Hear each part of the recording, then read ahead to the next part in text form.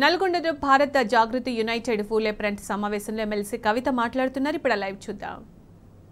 ఇప్పుడు ఒత్తిడి తీసుకురాగలుగుతామో అప్పుడే సొల్యూషన్ పర్మనెంట్గా దొరుకుతుంది. ఇవాళ జాతీయ స్థాయిలో మహిళా బిల్లు పాస్ చేయక తప్పని పరిస్థితి క్రియేట్ చేయడానికి మేమందరం దేశవ్యాప్తంగా ఉన్న మహిళా సంఘాలం ఒక విండో ఎన్నుకున్నాం, గట్టిగా ఉద్యమం చేసినాం, సాధించుకున్నాం. అట్లనే ఫ్యూచర్లో కేంద్రంలో కూడా బీసీల రిజర్వేషన్ కోసం కూడా మనం అవసరమైతే మళ్ళీ ఢిల్లీ దాకా పోవాల్సి వస్తుంది, పెద్ద ఎత్తున ఉద్యమాలు చేయాల్సి వస్తుంది. ఖచ్చితంగా పొలిటికల్ రిజర్వేషన్ ఫర్ బీసీస్ ఉన్నప్పుడే మనకు ఒక సెక్యూరిటీ సాధ్యమవుతుందని బలంగా నేను నమ్ముతా ఉన్నాను. వాటన్నిటికీ కూడా స్మార్ట్ ఉద్యమాలే నిర్మాణం చేయాలి, స్మార్ట్ రాజకీయాలే చేయాలి. దాన్ని మనందరం కూడా నేర్చుకొని అడాప్ట్ చేసుకొని మన హక్కుల్ని సాధించుకోవడంలో ముందుకు కదలాలని మద్దతు ఇచ్చిన నరేందర్ గారికి ధన్యవాదాలు. మన బీసీ నర్సన్న కుమ్మరి సంఘం తమ్ముడు చాలా ఇంటలెక్చువల్, చాలా మంచి అంశాలు చెప్పినారు.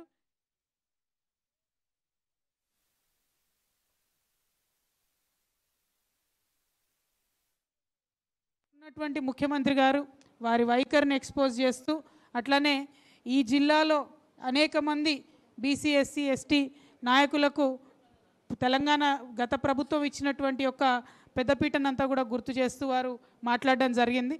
థ్యాంక్ యూ బాలరాజు గారు. అట్లానే తమ్ముడు దత్తాత్రేయ గారు UPF student wing, Ramachandru Naik గారు సేవాలాల్ మహారాజ్ చరిత్ర దగ్గర నుంచి మొదలు పెడితే చాలా మంచి యూనిటీ మెసేజ్ మీరు ఇచ్చినారన్న, మీకు ధన్యవాదాలు. అట్లనే నారబోయిన భిక్షం యాదవ్ గారు ఎంపీపీగా జెడ్పీటీసీగా అనేక పదవులు చేపట్టినటువంటి అనుభవం ఉన్నటువంటి నాయకుడుగా మరి ఈ ఉద్యమంలో కలిసి ముందు వస్తానని చెప్పినందుకు వారికి ధన్యవాదాలు. మరి పల్లె రవికుమార్ గౌడ్ అన్న చాలా మంచి మాటలు చెప్పిను. బీసీల పాత్ర లేనటువంటి పోరాటాలు ఎక్కడ నిర్మాణం కాలే, అది తెలంగాణ ఉద్యమమైనా స్వాతంత్ర ఉద్యమమైనా ఏదైనా కూడా. కాబట్టి రేపు డెవలప్మెంట్లో అయినా దేంట్లో అయినా మన పాత్ర లేకుండా పని జరగదు, పోరాటం ముందుకెళ్ళదు. ఆ స్పిరిట్తోని ముందుకెళ్దామని ఇన్స్పైరింగ్గా చెప్పినటువంటి మన అన్న పల్ల రవికుమార్ గౌడ్ అన్న గారికి ధన్యవాదాలు తెలియజేస్తూ, మరి అందరికన్నా ముఖ్యంగా మన మోడరేటర్ గారు ఇంతమందిని బ్యాలెన్స్ చేసుకుంటూ 3 నిమిషాలలో ప్రోగ్రాం ముగింపు చేసే కార్యక్రమాన్ని మరి చెప్పినందుకు అన్నకు గౌరీశంకర్ అన్న గారికి మరొకసారి ధన్యవాదాలు. ఇవాళ నల్గొండ నుండి అనేక అంశాలను నేర్చుకొని వెళ్తూ ఉన్నాం. ఇక్కడ ఉండేటటువంటి పోరాట వారసత్వం ఎప్పుడు గుర్తు చేసుకొని ఇన్స్పైర్ అవుతూ అనేక అంశాలు, పర్టికులర్గా మనం నల్గొండ గురించి మాట్లాడుకున్నప్పుడు మగవాళ్ళతో సమానంగా పోరాటం చేసిన ఆడబిడ్డల చరిత్ర కూడా ఇక్కడ అనేకం నిరంతరం తలుచుకునేటట్టుగా ఉంటుంది. సో చాలా విషయాల్ని నేర్చుకొని ఇన్స్పిరేషన్గా వెళ్తూ ఉన్నాం. అయితే ఇక్కడనే ఇప్పుడే ఒక మెసేజ్ వచ్చింది, ఇక్కడ కూర్చొని మాట్లాడుతూ ఉంటే మనం ఏదైతే మాట్లాడుతూ ఉన్నామో బీసీ ఆత్మగౌరవ సాధన కోసం మనకు 1 ఆర్థికంగా పరపతి పెరగాలి బీసీలకు, 2 సమాజంలో గౌరవం రావాలి, 3 రాజకీయంగా మనకు ప్రాధాన్యత పెరగాలి. ఈ 3 జరగాలంటే ఒకదానికొకటి ఇంటర్లింక్ అయి ఉన్నటువంటి అంశాలు. కాబట్టి చాలా సమాజంలో మైండ్ సెట్ చేంజ్తో పాటు ప్రభుత్వం తీసుకునే పాలసీస్తో పాటు మనలాంటి బుద్ధిజీవులందరం కూడా కలిసి చేయాల్సిన పనులన్నీ ఉన్నాయి. మరి వాటి గురించి చర్చ జరుగుతున్న సమయంలో ఒక మెసేజ్ వచ్చింది.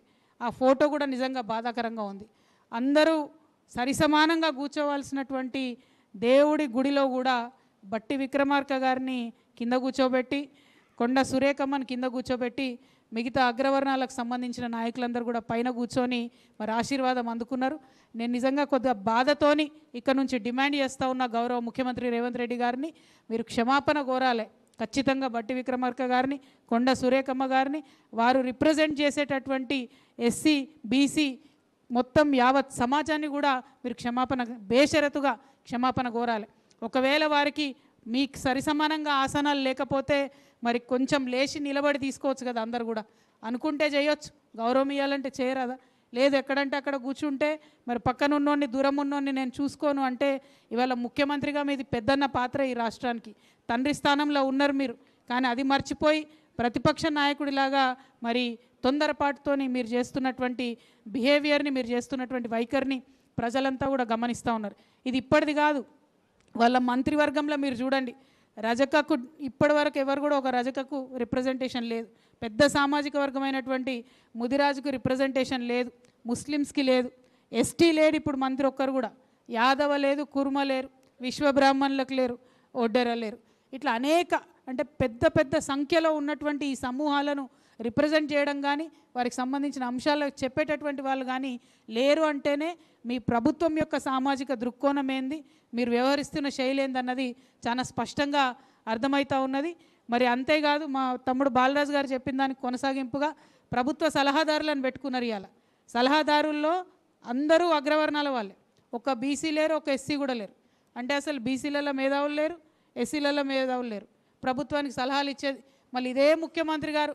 ఆనాడు కేసీఆర్ గారు ఒక చాలా మంది మేధావులను మనకు తెలంగాణ ఉద్యమ సందర్భంలో సహాయం చేసినటువంటి వాళ్ళను రిటైర్డ్ ఐఏఎస్లను సలహాదారులుగా పెట్టుకుంటే ఈయననే కోర్టుకు పోయి కేసేసి సలహాదారులు ఉండొద్దని రద్దు చేపించినటువంటి వ్యక్తి ఈయన. ఇప్పుడు మాత్రం రాజకీయంగా ముగ్గురికి అవకాశం ఇచ్చిండ్రు, కానీ అందులో ఒక ఎస్సీ సలహాదారులు లేడు, ఒక బీసీ సలహాదారులు లేరు. అంటే ఒక్కసారి మరి మన మేధావులు అన్నలు తమ్ముళ్ళు కూడా ఆలోచించాలని చెప్పి నేను కోరుతా ఉన్నాను.